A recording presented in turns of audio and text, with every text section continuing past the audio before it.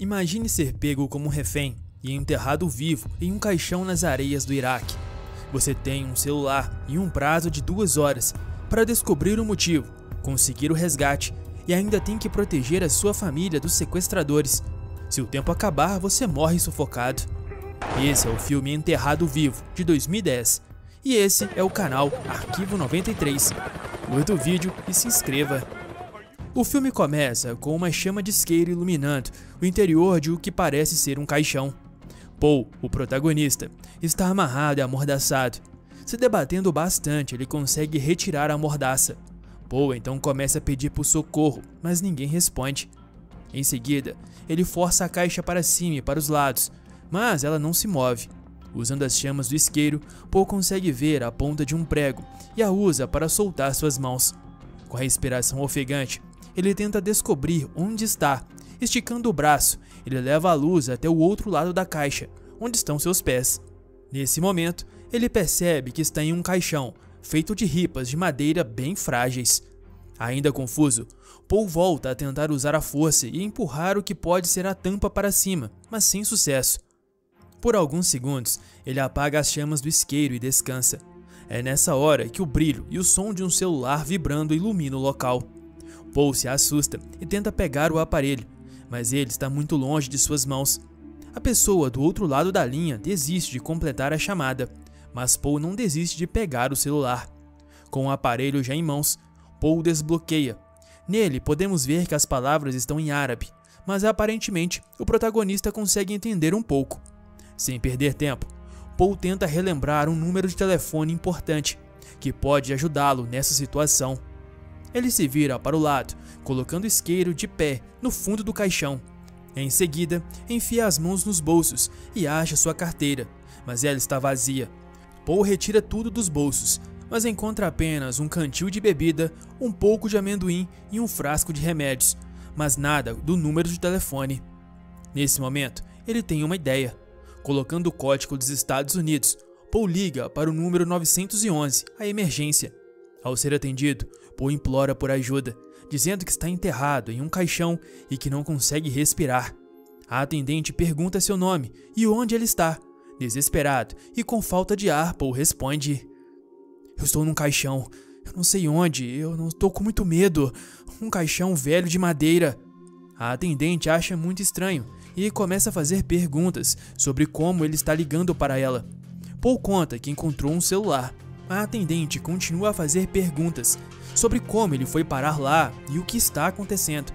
Nessa hora, Paul revela detalhes importantes ao dizer: "Eu não entrei aqui, me colocaram aqui. Eu não sei onde o caixão foi enterrado, eu só sei que está em algum lugar no Iraque. Eu sou americano, trabalho dirigindo caminhões. Eu sou um civil contratado para trabalhar no Iraque. Nós fomos atacados em Bakba. Eles atiraram em todos eles, nos outros motoristas." A atendente fica em choque com o que acaba de ouvir. Paul ainda revela que recebeu um número para emergências, mas não consegue encontrá-lo. Do outro lado da linha, a mulher pede para ele manter a calma e avisa que não pode fazer nada, pois está em Ohio e nem faz ideia de como prosseguir. Paul perde a paciência e encerra a ligação. Ele olha para a bateria do celular e vê que ela ainda está em 3/5. Por uns segundos, ele apaga o fogo e pensa em uma solução, alguém que possa ajudá-lo nessa situação desesperadora. Voltando a acender o isqueiro, ele disca outro número e a cada toque implora para ser atendido. A ligação é aceita, mas cai na caixa postal da residência dos Conroy. Ele então deixa um recado pedindo para Linda ligar para a Segurança Nacional ou o Pentágono. Paul dá as informações sobre o que aconteceu e se despede dizendo: "Amor, consiga ajuda para mim. Eu tô num caixão, eu não consigo respirar." Paul olha para a chama do isqueiro e decide apagá-la. Ele sabe que isso só vai diminuir o oxigênio. Com as luzes apagadas, podemos ouvi-lo pegando o cantil e tomando um trago. Alguns minutos depois, Paul liga para uma telefonista. Com ela, ele consegue o número de telefone do escritório do FBI de Chicago. Ao ligar, Paul é atendido por um agente. Mais uma vez, ele explica o que foi que aconteceu, porém com mais detalhes. Ele conta que o comboio foi atacado por um bando de garotinhos jogando pedra nos caminhões. Em seguida, uma bomba explodiu o caminhão da frente. Eles foram emboscados e Paul revela que foi atingido por uma das pedras e apagou. Essa é sua última lembrança antes de acordar no caixão. O problema é que do outro lado da linha, o agente começa a fazer perguntas idiotas, como: foram os meninos que te colocaram no caixão? Por que não atiraram em você? Paul perde a paciência novamente. Sua situação é crítica e seu tempo está acabando. Ele chama o agente do FBI de idiota, mas em seguida respira fundo. Mais calmo, ele pede para ser rastreado, mas o agente insiste em perguntar por que não atiraram nele. Se controlando mais, Paul diz que não sabe. O agente então pede o número da assistência social. Incrédulo com o pedido, Paul olha para o telefone, mas a ligação começa a falhar. O celular fica sem sinal e a chamada cai. Paul pega o isqueiro e com sua luz passa o celular por todas as quinas do caixão, procurando o sinal novamente. Sua vida depende disso. Por sorte, ele consegue encontrar. Paul percebe que o FBI não vai ser de grande ajuda e então decide ligar para a empresa que o contratou. Ele explica sua situação para a moça do outro lado da linha. Sem saber o que fazer, a mulher passa a chamada para o diretor do departamento pessoal. Paul se revolta, pois a ligação cai na caixa postal mais uma vez. Mas tendo esperanças, ele conta sua história e implora por ajuda, segundos antes da ligação cair. Paul perde o controle, ele grita e se debate desesperado.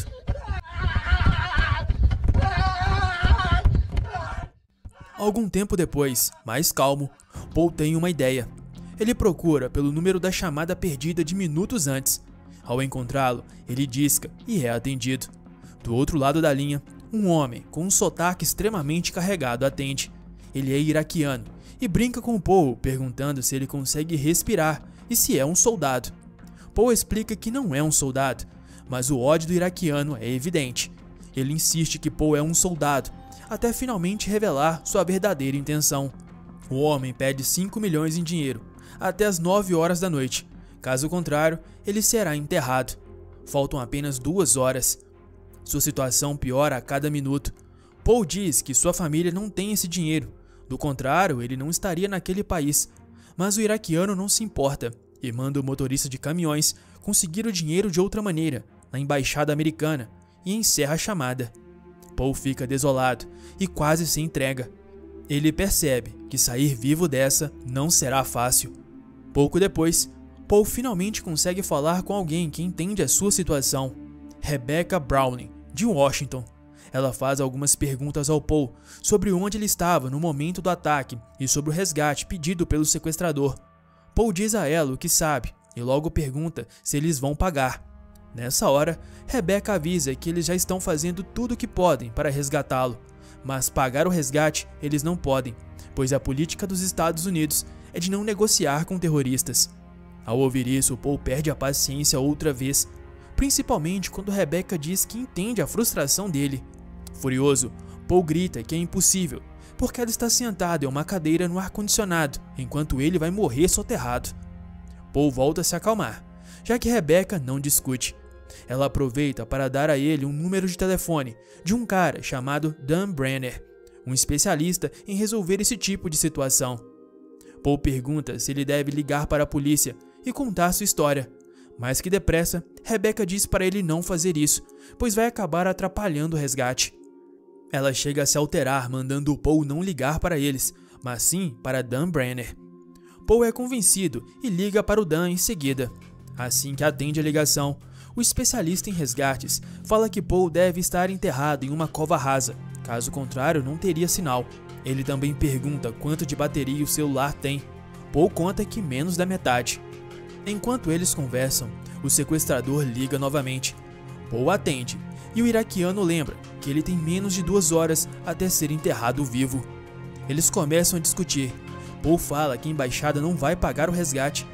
O iraquiano então manda ele gravar um vídeo com a câmera do celular e conta que tem uma bolsa escondida nos seus pés e encerra a chamada. Dentro dessa bolsa, Paul encontra um canivete, um bastão de luz, uma lanterna e um papel com uma mensagem que é amassado rapidamente por ele. Em seguida, ele liga para Dan e passa o número do sequestrador. O especialista em resgates avisa que isso facilita as coisas, que se o bandido não estiver usando uma linha clonada, eles facilmente vão rastreá-lo, o que não é possível com o sinal do Paul, pois está bloqueado.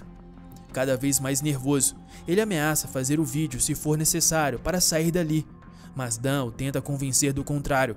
Paul teme que ele seja deixado para trás por ser apenas um motorista, mas Dan garante que estão o procurando como se ele fosse um general 4 estrelas.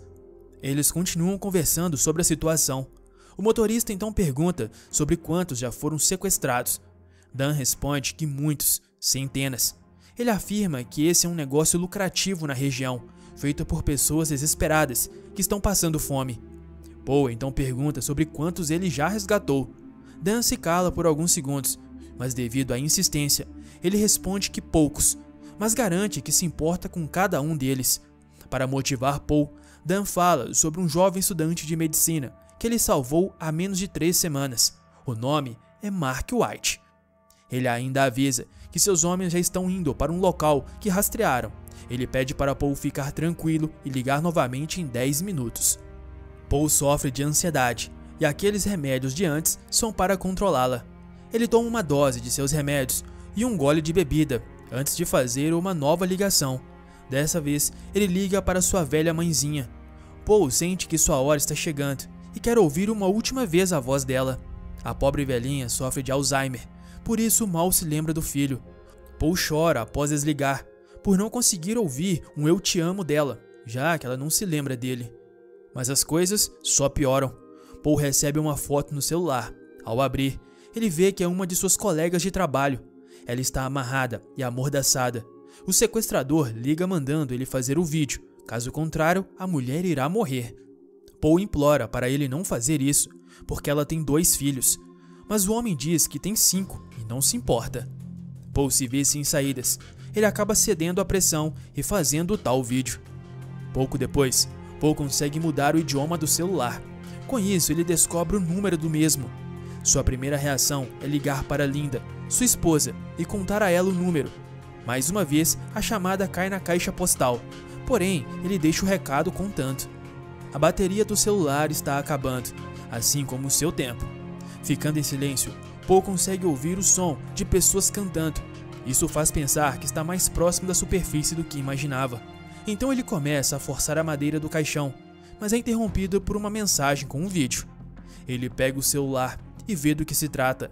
É a mesma mulher da foto. Ela fala seu nome, Pamela, e diz que o pedido do resgate não foi atendido.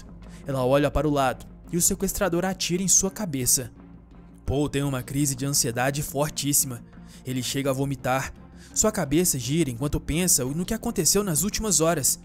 Assim que se recupera, Paul liga para Dan, falando que eles mentiram e não estão nem aí para eles. Dan tenta convencê-lo de que não é verdade e ainda dá uma bronca sobre o vídeo. Ele avisa que agora que o sequestro se tornou público, os raptores não têm outra alternativa a não ser cumprir a promessa. Paul tenta se manter na luta pela sobrevivência, falando sobre o número que encontrou e também sobre o som da mesquita que ouviu mais cedo. Dan acha isso bom, pois eles estão perto dessa área. O problema é que enquanto eles conversam, um pouco de areia do deserto começa a entrar no caixão. Paul pede um segundo, e nessa hora ouve-se um míssil atingindo o local. A terra treme com o impacto, as madeiras do caixão começam a rachar, até que uma delas se parte e a areia invade o local apertado. Paul usa alguns trapos que estão por ali e consegue parar a areia, por enquanto. Nesse meio tempo, ele recebe a ligação do diretor do departamento pessoal da CRT, a empresa para o qual Paul trabalhava. A princípio, o homem parece se importar com Paul, mas aí ele começa a fazer uma entrevista gravada. O homem manipula as perguntas para que Paul as responda como ele quer, até que o diretor comunica que desde o período da manhã, o contrato do Paul com a empresa foi encerrado. O diretor explica que o motivo é que Paul teria se envolvido com a Pamela, a mulher que foi morta há minutos atrás. O diretor diz ter provas de todos esses acontecimentos e que por isso Paul não estava mais sob a proteção do contrato com o empregador quando foi sequestrado. Em choque, Paul pergunta sobre o seu seguro de vida. Ele diz que sua família vai precisar dele. Do outro lado da linha, o diretor arrombado diz as seguintes palavras: "Devia ter pensado nisso antes de se envolver com a sua colega de trabalho." Paul mal consegue se expressar. O diretor encerra a gravação devido ao silêncio. O motorista, ainda perplexo, sussurra: Vocês me botaram aqui. Um breve silêncio para no ar, antes do diretor da empresa dizer que sente muito e desligar. Paul fica ainda mais abatido do que antes. Agora seus familiares não terão direito nem mesmo ao seguro de vida, caso ele morra. Algum tempo depois, Paul olha no relógio e vê que são 8h30. Falta apenas meia hora para o prazo da entrega do resgate se esgotar. Sem perder um segundo, ele diz com um número, mas não é atendido. Paul insiste e de novo a ligação cai. De repente, as madeiras do caixão começam a ranger. Elas dão sinais de que não vão resistir por muito tempo. E de fato não resistem. As areias voltam a entrar, um volume cada vez maior. Paul desiste de parar a areia. Ele liga para Dan e pergunta se os sequestradores estão mortos. Dan confirma que sim, que 3 F-16 bombardearam parte da cidade. Paul pergunta se sabiam que ele estava ali. Dan responde que sim. Ao saber disso, Paul pergunta se eles se importaram com ele. Sem obter respostas de Dan, ele continua falando que se as pessoas que o sequestraram estiverem realmente mortas, ninguém descobrirá onde ele está agora. Dan avisa que ainda podem rastrear o número, mas isso já deu errado uma vez. Sem esperanças, Paul pergunta se acabou. Dan responde que não, mas depois percebe que não adianta mentir e fala a verdade, que sim. Paul encerra a chamada. No que parecem ser seus últimos minutos de vida, Paul pega o celular e faz um vídeo dizendo que será seu último registro e também seu testamento. Nele, Paul deixa seus $700 da poupança para a esposa, Linda Corroy. Para seu pequeno filho Shane, ele deixa o restante de sua renda vitalícia. Paul faz um testamento emocionante, com um desabafo e palavras de carinho e motivação para seu filho. Ele diz que o ama e se arrepende por não ter dito isso o quanto deveria. Ele ainda pede perdão à esposa, pois ela havia alertado sobre o perigo desse emprego. Paul encerra o vídeo. Com um isqueiro sobre o peito, ele observa a chama se apagar lentamente enquanto o gás se acaba. Se faz um breve período de silêncio e escuridão. Só é possível ouvir o som da areia entrando. De repente, o celular volta a tocar. Paul vê quem é e se assusta ao perceber que é o sequestrador. O homem não morreu. Ele quer o dinheiro de qualquer maneira. Ele ameaça pegar a família do Paul caso o resgate não seja pago. O homem ainda pede uma prova de sangue e diz que o motorista tem apenas 5 minutos. Ele ameaça Paul, dando o endereço de sua casa. Paul liga para sua esposa logo em seguida. Ele pede para ela pegar o filho e sair de casa, pois os sequestradores pegaram seus documentos e descobriram onde ele mora. Tudo isso ele fala para a secretária eletrônica, pois ela nunca atende a ligação. Em seguida, ele liga para Dan e conta o que aconteceu. Cada vez mais desesperado, Paul implora a Deus para que sua família não seja encontrada pelos bandidos. Como ninguém responde, ele decide dar a prova de sangue que o sequestrador pediu. Paul grava um vídeo cortando seu próprio dedo, numa tentativa desesperada de proteger sua família, e o envia para o sequestrador. Segundos após fazer isso, o celular volta a tocar, mas a areia para de cair sobre ele. É o resultado do grupo de resgate o desenterrando.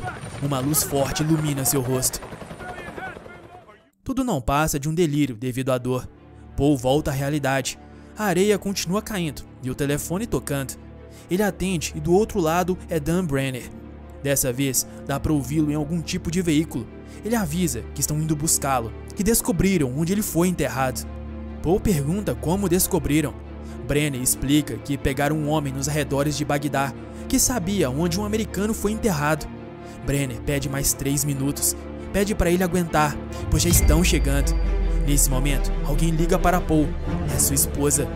Já quase sem espaço dentro do caixão, Paul coloca Brenner em espera e atende sua mulher. Paul conta a ela que eles estão indo buscá-lo. Linda agradece e louva a Deus por isso. A areia continua entrando no espaço. Ele fica cada vez menor. Linda chora ao telefone. Ela diz que teve muito medo de perdê-lo e que o ama muito. Paul diz o mesmo e pede perdão por não tê-la ouvido antes. Paul jura que vai voltar para casa e que nunca mais vai deixá-la. A lanterna começa a falhar e o espaço dentro do caixão está cada vez menor. A areia já chega no rosto do Paul. Ele não tem muito tempo. Dan liga novamente. Paul se despede da esposa e diz que precisa desligar, mas que em breve vai ligar para ela de novo. Linda implora para que ele volte para casa antes da chamada ser encerrada. Paul atende, é o Brenner, falando que eles chegaram. Dá para ouvir o barulho das pás cavando. Ele diz que falta pouco mas a areia está cada vez mais perto de tampar o Paul. Ele pede que sejam rápidos, ou não vai dar tempo. Brenner manda seus homens cavarem mais depressa, mas tem algo estranho. Paul não consegue ouvi-los. O desespero toma conta. A luz da lanterna fica cada vez mais instável. Paul chora e pede que eles sejam rápidos. Brenner continua mandando seus homens cavarem o mais rápido possível. De repente, Dan para e diz: Ai meu Deus, Paul. É o Mark White. Ele nos trouxe até o Mark White. Sinto muito, Paul. Sinto muito. As luzes se apagam e Paul dá seu último suspiro. Agonia, desespero, drama e raiva. E esperança, mesmo que por um breve momento. Essas são algumas das emoções que esse filme vai te despertar. Espero ter passado um pouco para você que está assistindo esse resumo. Agora, dê uma nota de 0 a 10 aí nos comentários. Eu vou ficando por aqui. Espero que tenham gostado do vídeo. Fiquem com Deus e até um próximo. Fui!